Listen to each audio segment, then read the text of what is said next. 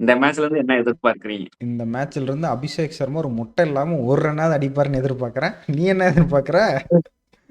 திலக் வர்மா ஒரு ஸ்கேம் பண்ணிருக்கிறாரு. அதை நீங்க பாத்தீங்களாண்ணா? நீ அன்னைக்கு ஸ்டாட்ஸ் மேட்ச் ஸ்கேம்லாம் நீ சொல்ல முடியாது. அவர் இங்க பாரு, ஸ்கேம் அப்படின்னு அபிஷேக் சர்மா தான் ஸ்கேம் முன்னாடி பண்றாரு. மேட்சா நாலு 3 மேட்ச்ல மேட்ச் ஒரு அடக்கு, நிமிஷம் இருங்க. 3 மேட்ச் ஒரு நிமிஷம் அடக்கு. அத இருங்க. பேசு. பெரிய இல்ல டீம் கூட இருந்தா கூட சின்ன டீம் கூட இருக்காரு. திலக் வர்மா பேசிட்டு வரேன். ஆ, இப்ப ஃபெயிலியரான அபிஷேக் சர்மா அடிக்கலாம்ல. ம். அவரோட கான்பிடன்ஸ நம்ம கான்பிடன்ஸ வளர்க்கணுமே தவிர டேய், கான்பிடன்ஸ எப்புட்றா டிஸ்குவாலிஃபை இப்படி முட்டு பண்ணக்கூடாது. குடுக்குற சாமி? டேய், 3க்கு 3 மேட்ச் 0 அடிச்சவன் பரவாயில்லையா? இதே உனக்கு மேட்ச் சுவிட்ச் கையை விட்டு போறத கொஞ்சம் விக்கெட் விடாம அடிச்சு கொடுத்தது இவனை வந்து நீ இவனால தான் மேட்சே போச்சுங்கிற இது என்னால ஏத்துக்கவே முடியல. அபிஷேக் சர்மா அந்த டைம்ல இந்த மாதிரி அவுட் ஆகும்போது இந்த சைடு சஞ்சு சாம்சன் ஆடி கொடுத்துட்டு இருந்தாரு. இப்ப அந்த டைம்ல அபிஷேக் சர்மா இது பேக்கப் பண்ணாங்க. ஆனா சஞ்சு பேக்கப் பண்ணல. நீ வெளியே உக்காரு, நாங்க வந்து T20 கொஞ்சம் நின்று ஆடுற மாதிரி நாங்க பேட்ஸ்மேன் ஆடுறோம், கில்ல கொண்டாந்து உள்ள செருகுனாங்க. இப்ப அவரோட கான்பிடன்ட் போயிருக்காதா? இததான் நான் கேட்டேன். இன்னைக்கு அபிஷேக் சர்மா அடிக்கலன்னு கான்பிடன்ட் போயிடும் பேசுற நீ, அன்னைக்கு சஞ்சு சாம்சன் என்ன அடி அடிச்ச நீ? அடி அடிக்கல. நான் எப்படி ஸ்டாட்ஸ் பேசுவ? சொல்றது அடிச்சேன். அந்த 3 50 தவிர சஞ்சு சாம்சனுக்கு 20 ரன் கூட ஒரு மேட்ச்ல அடிக்கலைங்கிறத பேசுறேன். நம்ம டாபிக் டைவர்ட் ஆகி எங்கேயோ போயிட்டு வரோம். டாபிக் டைவர்ட் தானே ஆகும். எப்படி ஆகும்? வேர்ல்டு கப் மாதிரி 3-0 பரவாயில்லப்பா.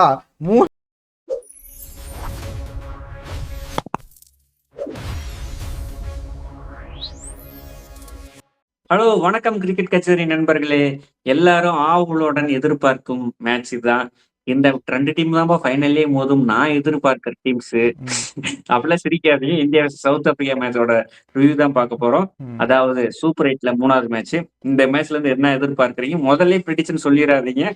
இந்த மேட்ச்ல இருந்து என்ன எதிர்பார்க்கறீங்க? இந்த மேட்ச்ல இருந்து அபிஷேக் சர்மா ஒரு முட்டை இல்லாம ஒரு ரன்னாவது அடிப்பாருன்னு எதிர்பார்க்கறேன். நீ என்ன எதிர்பார்க்கற? நான் அபிஷேக் சர்மாவுக்கு நாளைக்கு பயங்கரமா படப்போகுதுன்னு நினைக்கிறேன். பயங்கரம் படுபடும். அகமதாபாத் நல்ல ஸ்பின்னர் கிடையாது. மார்க்கோ ஆன்சனையும் லுங்கிங்கிட்டையும் தாண்டிட்டா தம்பி அபிஷேக் உனக்கு நல்ல ஒரு வாய்ப்பு இருக்குது. தாண்டணும்ல மார்க்கோ ஆன்சனை தாண்டணும்ல. Left hand bowler, fast bowler. Abhishek Sharma விட்டுருங்க. இசான் கிசான் நல்ல ஃபார்ம் இருக்கிறாரு. அவரை பத்தி நம்ம ஏகப்பட்டது பேசிட்டோம். பயங்கரமா அடிக்கிறாரு. பட்டுச்சுன்னா வெளியதான். கான்பிடண்டா இருக்காரு. எந்த ஷாட் வேணாலும் பிளாக் ஷாட் ஆடலாம், என்ன ஷாட் வேணாலும் ஆடலாம், ஸ்ட்ரெயிட் டிரைவ் ஆடலாம், இடுப்பு போட்டா பயங்கரமா தூக்கி அடிக்கிறாரு. அவரு விட்டுருங்க. திலக் வர்மா ஒரு ஸ்கேம் பண்ணிருக்கிறாரு. அதை நீங்க பாத்தீங்களா? நீ சொல்ல முடியாது. இங்க பாரு, அபிஷேக் சர்மா தான் ஸ்கேம் பண்றாரு. 3 மேட்ச் அடக்கு, 3 மேட்ச் அடக்கு. அத பேசு. பெரிய டீம் கூட இருந்தா கூட சின்ன டீம் கூட இருக்காரு. திலக் வர்மா பேசிட்டு வரேன். 4 மேட்ச்ல 3 மேட்ச் கரெக்டா 25 ரன். போன மேட்ச் மட்டும் 29 ரன். என் தலைவர் 30 ரன் தொடல. அது பால் சத்தனை நினைக்கிறேன். 26 பந்துக்கு 30 ரன், 24 பந்துக்கு 25 ரன் அப்படின்னு சொல்லிட்டு குறைஞ்சபட்சம் ஒரு 110 ஸ்ட்ரைக் ரேட்ல ஆடிட்டு இருக்கிறாரு. அத பத்தி நம்ம யாருமே எக்ஸ்ப்ளோர் பண்ணல. ஒரு ஃபுல் ஃப்ளோர் இருக்கிறாரு நினைச்சிட்டு இருக்கிறோம். சிச்சுவேஷன் சீட் பண்றாரு நினைக்கிறேன். சிச்சுவேஷன் தகுந்த மாதிரி ஆடல. திலக் வர்மா நல்லா ஃப்ளோல கொண்டு போய், இசான் கிசான் நல்லா ஃப்ளோல கொண்டு போய் விடுறாரு. இவர் வந்து அந்த மூமெண்டத்தை கெடுத்துட்டு இருக்கிறாரு எல்லா மேட்சுமே. அப்படி சொல்ல மாட்டேன். இதுக்கு காரணம் அபிஷேக் சர்மா தான். மேலே விட்டோன்னா அவர் தான் ஏன் பேட்டை தூக்கிட்டு வரணும்ல. ஒன் டே பேட்ஸ்மேன் அதெல்லாம் ஒத்துக்கிறேன். எல்லாம் திலக் வர்மா அப்படி ஆடுறது வந்து நீங்க எப்படி இல்ல, நான் அதுக்கு மேல சொல்லுங்க. அபிஷேக் சர்மாவை குறை சொல்றீங்க, ஏன் திலக் வர்மாவை குறை சொல்ல மாட்டேங்கிறீங்க? ஏன்னா இப்ப சக்சஸ் கிடைச்சிருச்சு. ஃபெயிலியர் ஆனா எல்லாமே பிடிச்சி அடிக்கலாம். சரியா? அப்ப ஃபெயிலியர் ஆனா அபிஷேக் சர்மா அடிக்கலாம்ல. அவரோட கான்பிடன்ஸ நம்ம கான்பிடன்ஸ வளர்க்கணுமே தவிர கான்பிடன்ஸ் டிஸ்குவாலிஃபை இப்படி முட்டு குடுக்குற சாமி. 3க்கு 3 மேட்ச் 0 அடிச்சவன் பரவாயில்லையா? இதே உனக்கு மேட்ச் சுவிட்ச் கையை விட்டு போறத கொஞ்சம் விக்கெட் விடாம அடிச்சு கொடுத்தது இவனை வந்து நீ இவனால தான் மேட்சே போச்சுங்கிற இது என்னால ஏத்துக்கவே முடியல. நீ ஜிம்பாவேல ராயன் பிரானட்ட வந்து பெருமையா பேசுற, அதே இந்தியாவில அதை பண்ணி கொடுத்தா நீ இவன் மோசமான பேட்ஸ்மேனுங்கிற. என்னப்பா என்ன ஆரஞ்சு சொக்க தெரியுது, ஆரஞ்சு சொக்க தெரியுது. சரி, நாளைக்கு அடிக்கலைன்னா நான் புட்டுச்சு அடிச்சு சஞ்சு சாம்சனை நாம எப்படி பார்ட் 1, பார்ட் 2, பார்ட் 3 போட்டு அடிச்சோமோ அது மாதிரி அபிஷேக் சர்மா பார்ட் 1 போட்டு. எனக்கு என்ன புரியலன்னா, சஞ்சு சாம்சனை நீ ஃபர்ஸ்ட் மேட்ச்ல இருந்தே அடிச்ச. அது ஏன் அபிஷேக் சர்மா வேர்ல்டு கப் மாதிரி ஒரு மேட்ச்ல ஒரு ரன் கூட மொத மேட்ச் நம்பர் ஒன் பேட்ஸ்மேன். இல்ல இல்ல நம்பர் ஒன் பேட்ஸ்மேன். இல்ல நான் ஒத்துக்கிறேன், மொத மேட்ச் நம்பர் ஒத்துக்கிறேன். ஒன் பேட்ஸ்மேனா இது ஒரு நீங்க நிமிஷம் எப்படி இரு, 3 ஒரு மேட்ச் நிமிஷம் ஒரு நிமிஷம் இரு. மொத மேட்ச் டிஸ்குவாலிஃபை ஒத்துக்கிறேன், பண்றீங்க? பாகிஸ்தான் மேட்ச் சரி ஒத்துக்கிறேன், இன்ஜுரியில இருந்து வந்தாரு ஒத்துக்கிறேன். நெதர்லாந்து மேட்ச் நீ எப்படி பேசாம போன? எனக்கு அதுதான், அத முதல் பதில் சொல்லு. இல்ல நெதர்லாந்து மேட்ச்ல நான் பேசலன்னு இல்ல, அவருக்கு இன்னொரு சான்ஸ் கொடுக்குறேன், சான்ஸ் கொடுத்துட்டு அடிக்கலைன்னா நான் பேசிக்கலாம்னு விட்டேன். நான் இப் இப் மறுபடியும் சொல்றேன், ம். அவர் மாதிரி பேட்ஸ்மேன் நம்ம விட்டுட்டோம்னா மறுபடியும் பிடிக்கிறது அபிஷேக் சர்மா 10 பந்து அடித்தா இந்தியா இந்த மேட்ச் வின்னு. ஆ. நீங்க என்ன இப்படி யோசிக்கிறீங்கன்னு எனக்கு தெரியல. பாத்தியா, 10 பந்து இதுதான் அடிச்சா இதுதான் இதுதான் சஞ்சு சாம்சனுக்கு நடக்கலன்னு நான் சொல்ல வரேன். நல்லா ஆடிட்டு இருந்த டீம் பேரை பிரிச்சு, அப்ப நீ உக்காரு, நான் கில்லு மாதிரி ஒரு பிளேயரை கொண்டு வரேன் அப்படின்னு. இப்ப நீ இந்த நீங்க கான்பிடன்ட் அபிஷேக் சர்மாவை நீங்க அடிக்காத குறை போது சொல்லக்கூடாது. ஒரு சில இசான் கிசானை குறை சொல்லணும். இல்ல இசான் கிசான் அந்த இடத்துல வந்து பெர்ஃபார்ம் ஒரு நிமிஷம் பண்ணிட்டாரு. இரு, நான் சொல்றது இசான் கேளு. கிசான் ஹையஸ்ட் ரன் கேட்டர் இப்ப நம்ம இந்தியாவுக்கு. அபிஷேக் சர்மா அந்த டைம்ல இந்த மாதிரி அவுட் ஆகும்போது இந்த சைடு சஞ்சு சாம்சன் ஆடி கொடுத்துட்டு இருந்தாரு. இப்ப அந்த டைம்ல அபிஷேக் சர்மா இது பேக்கப் பண்ணாங்க, ஆனா சஞ்சு பேக்கப் பண்ணல. நீ வெளியே உக்காரு, நாங்க வந்து T20 கொஞ்சம் நின்று ஆடுற மாதிரி நாங்க பேட்ஸ்மேன் எடுக்க கில்ல கொண்டு வந்து உள்ள செருகுனாங்க. இப்ப அவரோட கான்பிடன்ட் போயிருக்காதா? இததான் நான் கேட்டேன். இன்னைக்கு அபிஷேக் சர்மா அடிக்கலன்னு கான்பிடன்ட் போயிடும் பேசுற நீ, அன்னைக்கு சஞ்சு சாம்சன் என்ன அடி அடிச்ச நீ? அடி அடிக்கல, நான் எப்படி ஸ்டாட்ஸ் பேசுவ? கொண்டு வந்து அடிச்சேன். அந்த 3 50 தவிர சஞ்சய் சாம்சனுக்கு 20 ரன் கூட ஒரு மேட்ச்ல அடிக்கலைங்கிறத பேசுறேன். நம்ம டாபிக் டைவர்ட் ஆகி எங்கேயோ போயிட்டு வரோம். டாபிக் டைவர்ட் தானே ஆகும். எப்படி ஆகும்? வேர்ல்டு கப் மாதிரி 3-0 பரவாயில்லப்பா. ஏங்க ஏங்க சஞ்சய் சாம்சனுக்கு 5 மேட்ச் ஒரு சீரீஸ்ல கொடுத்தீங்களா? எங்களுக்கு வேர்ல்டு கப் வரும் டைம். அபிஷேக் சர்மா 5 மேட்ச்ல 3ஆவது மேட்ச் அடிக்க 3ஆவது மேட்ச் அபிஷேக் சர்மாவோட ஒரு மேட்ச் தோத்துச்சுன்னா நம்ம அதுக்கப்புறம் பேசலாம். இப்ப ஒரு நிமிஷம் போவாத, ஒரு நிமிஷம் சொல்றேன். இந்த 3ல எந்த மேட்ச் தோத்தாலும் அவன் தான் காரணம் இருந்திருப்பான். தப்பிச்சிட்டு இருக்கான், டீம் ஸ்ட்ராங்கா இருக்கனால கீழே கடவுள் மாதிரி வந்து சிவந்து போய் அடிச்சு மேட்சை காப்பாத்திட்டு இருக்கிறான். அவனுக்கு அது தெரிய மாட்டேங்குது. சரி, மேட்சுக்குள்ள போவோம். அது சம்பவம் இருக்கு, பாத்துக்கலாம். சவுத் ஆப்பிரிக்கா மேட்ச் முடியட்டும், சூப்பர் 8ல வந்துட்டு வேலையை காட்டுட்டும் பேசிக்கலாம். சரி, இந்தியா சவுத் ஆப்பிரிக்கா. ஓகே, நீங்க அப்படி சொல்றீங்க. ஸ்கையும் ஒரு மேட்ச் நல்லா பயங்கரமா ஆடி கொடுத்தாரு, காப்பாத்தி கொடுத்தாரு. 70-7ல இருந்து காப்பாத்தி கொடுத்தாரு. ஹர்திக் பாண்டியா சொல்ல தேவையில்ல, ஒரு மேட்ச் அடிப்பாரு, ஒரு மேட்ச் ஃபெயிலியர் ஆவாரு. சிவம் டுபே கடவுள், நீங்க சொன்ன மாதிரி கடவுள் தான். அக்சர் பட்டேல் அந்த ஸ்லம் ஆகும்போது அக்சர் பட்டேல் முன்னாடி இறக்கலாம். அது ஒரு தப்பு தான் இந்தியா டீம் பண்ணிட்டுக்கிறாங்களோ. இந்தியா டீம்ல கௌதம் கம்பீர் ஸ்லம் ஆகும்போது அந்த மேல கொண்டு வந்து சிவம் துபே இறக்கி விட்டு காமெடி பண்றது. ரிங்கு சிங்லாம் நல்லா மிடில் ஆர்டர்ல வந்து ஸ்பின் ஆட மாட்டாரு. அவர் கொண்டு வந்து விட்டுட்டு பால் சாப்பிட வச்சுக்கிட்டு அவரோட லைஃபும் கெடுக்கிற மாதிரி இருக்குது எனக்கு. ரிங்கு சிங்க கடைசி 2 ஓவர் ஆட சொன்னா மிடில் ஆர்டர் ஆட இருக்கிறது, அக்சர் பட்டேல் மிடில் ஆர்டர் ஆட சொன்னா பினிஷர் ரோல் போய் பண்ணுங்கிறது. இந்த காமெடி எல்லாம் நீ சவுத் ஆப்பிரிக்கா கூட வந்து பண்ணீங்கன்னா முடிஞ்சுது. நம்ம ஒண்ணுமே பண்ண தேவையில்ல, ஸ்ரீலங்கா கூட போய் மேட்ச் ஆட தேவையில்ல. நம்ம இங்கேயே பொட்டி அவங்க ஊருக்கு கிளம்ப சொல்லிடலாம். நம்ம டீம் ஸ்ட்ராங் டீம் தான், பிளேயர்ஸ் நல்ல பிளேயர்ஸ் இருக்காங்க, செம்ம ஸ்ட்ராங், பேட்டிங் ரொம்ப ஸ்ட்ராங்கா இருக்கு. யார் ஃபெயிலியர் ஆனாலும் ஒருத்தர் காப்பாத்தி வரதுக்கு ஆள் இருக்காங்க. 4 மேட்ச்ல 4 different man of the match வாங்கியிருக்காங்க. சிவம் டுபே சம் காட் மூட்ல இருக்கிறாரு. அவர் தான் நமக்கு வேர்ல்டு கப் வாங்கி தருவாரோ.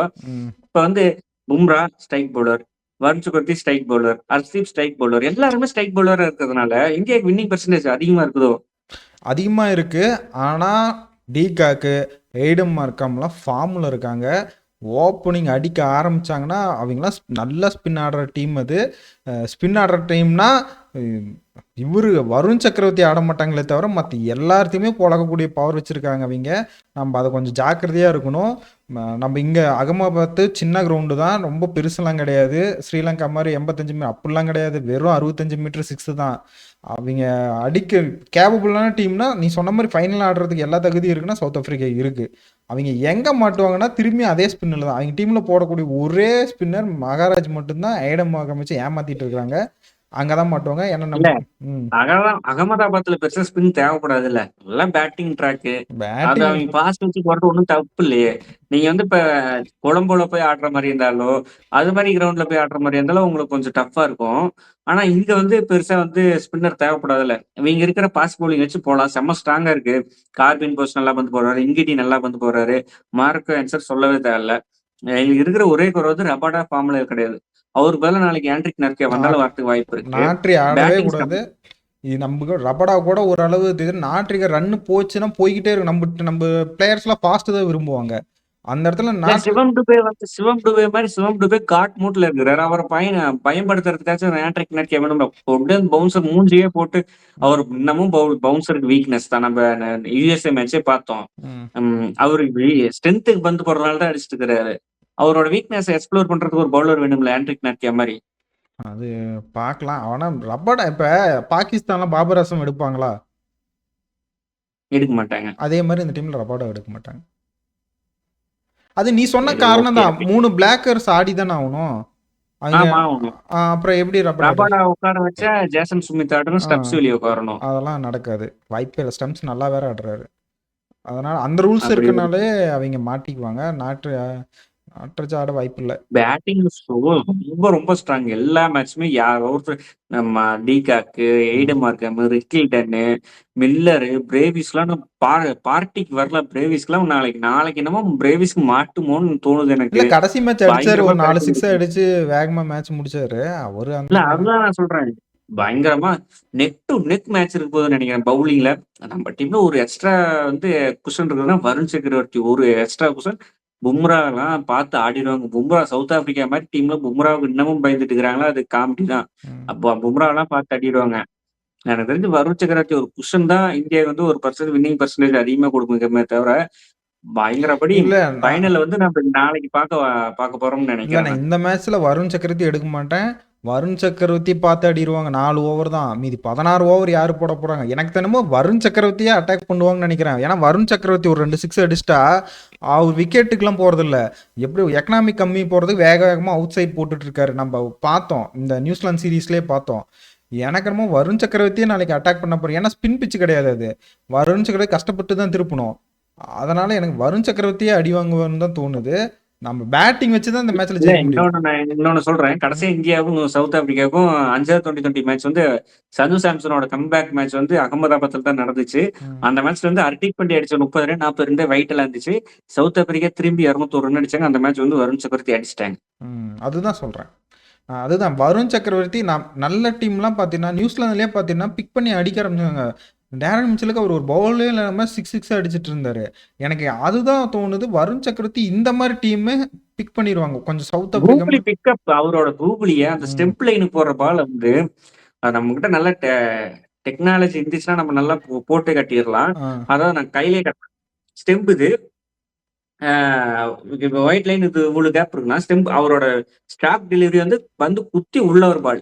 அதாவது அந்த பால் அசோசியேட் நேஷன்ஸ் பெரிய பெரிய வருண் சக்கரவர்த்தி இதுக்கு முன்னாடி ஆடாத டீம், அந்த டீம் எல்லாம் பாத்தீங்கன்னா அதாவது அவரோட கூகுளி பிக் பண்ண முடியாது. ஆனா ஒரு பால் 110லயும் போடுவார், 100லயும் போடுவார், 90லயும் போடுவார். வெளியே போற பால் பார்த்து ஆடிடுவாங்க. வேணா மெஜாரிட்டி ஒரு வெளியே போற பால் என்னைக்குமே விக்கெட் எடுத்ததே கிடையாது.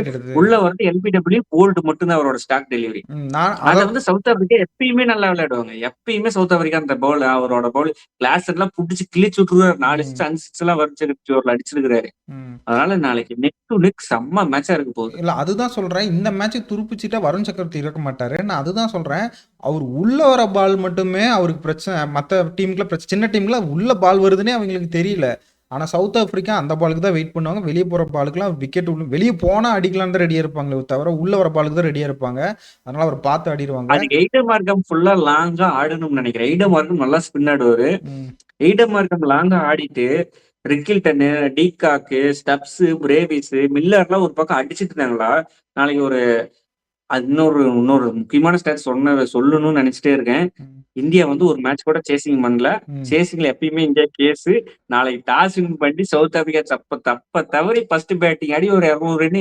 சவுத் ஆப்பிரிக்கா மாதிரி டீம் 200 அடிக்காம அது கிரைம். கஷ்டம்.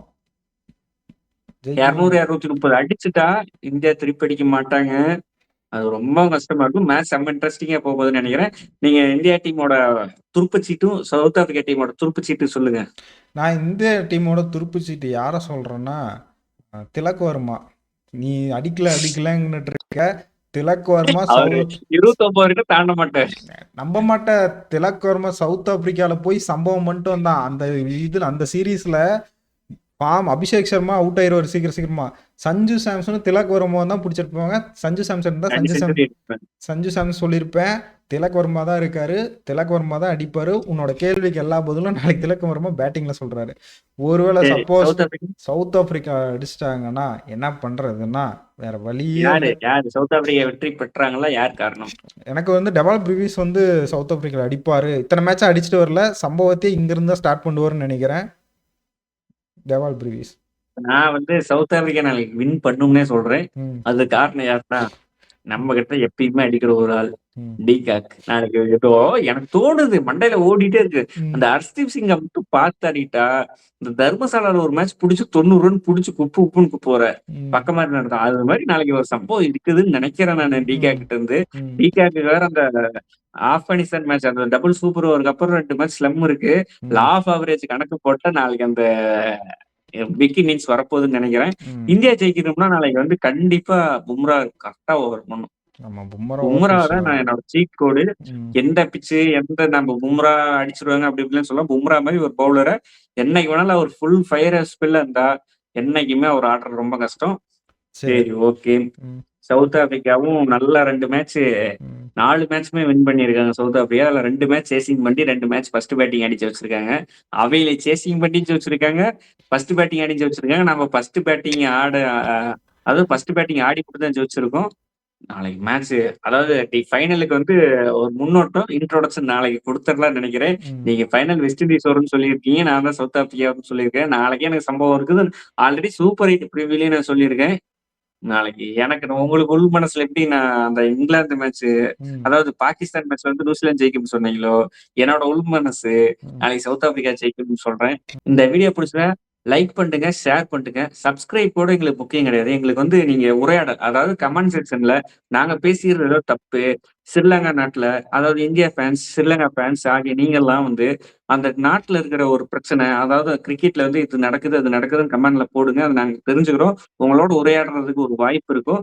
மறக்காம கமெண்ட் பண்ணிட்டு சப்ஸ்கிரைப் பண்ணுங்க, ஷேரும் பண்ணிருங்க. எங்களுக்கு சப்ஸ்கிரைப்ஷனும் முக்கியம். ஆனா நம்ம போறோம் லாங் டைமா போறோம்ங்கிறது சப்ஸ்கிரிப்ஷன் முக்கியம். சும்மா வீடியோ போட்டுட்டு இருக்கிற மாதிரி இருக்கும். மறக்காம சப்ஸ்கிரிப்ஷன் பண்ணிருங்க. கிரிக்கெட் கச்சேரி உங்களோட என்னைக்குமே இருக்கும். நன்றி, வணக்கம்.